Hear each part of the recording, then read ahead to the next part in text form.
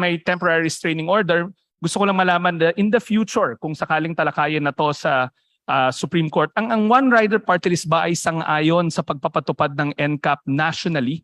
Dahil ito ay isang paraan para masugpo natin yung pangingikil, yung pang-aabuso ng ating mga traffic enforcers dahil kinukuha nila yung license at subject to may human subjectivity. Yes, Mr. Speaker. Maganda po ang NCAP. Hindi may tatanggi. Dahil diyan po ay mapipigilan ang pangangotong at pangabuso ng ilang mga pulis at ng ilang mga traffic enforcers.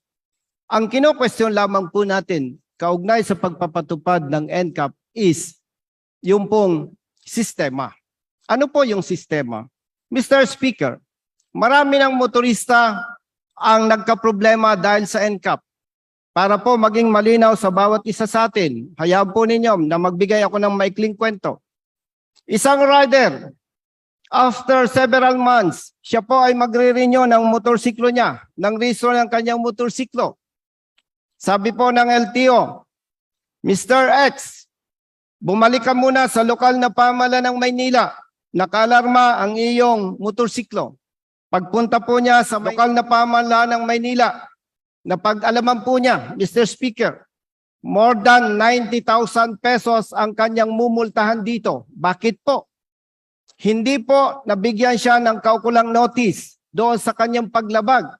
Araw-araw, Mr. Speaker, paulit-ulit yung kanyang paglabag. Bakit po nangyari ito?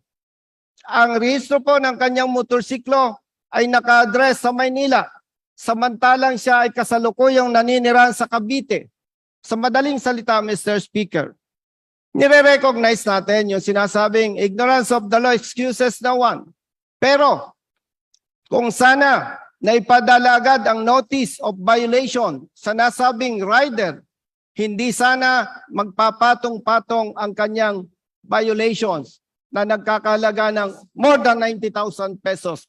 Mr. Speaker, yan po ay isa lamang sa mga halimbawa, pero napakarami na po ang nagulat dahil napakalaki ng halaga na sinisingil sa kanila ng lokal na pamahalaan. Ang punto natin dito, Mr. Speaker, maganda ang NCAP, pabor tayo sa NCAP, pero kung hindi mariresolba ang mga problema na dapat maisaayos muna, tayo po ay tumututol sa pagpapatupad ng NCAP, Mr. Speaker.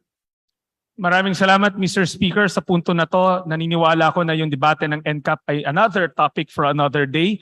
Nais ko hong pasalamatan muli ang ating butihing kasamahan mula sa One Rider Party List.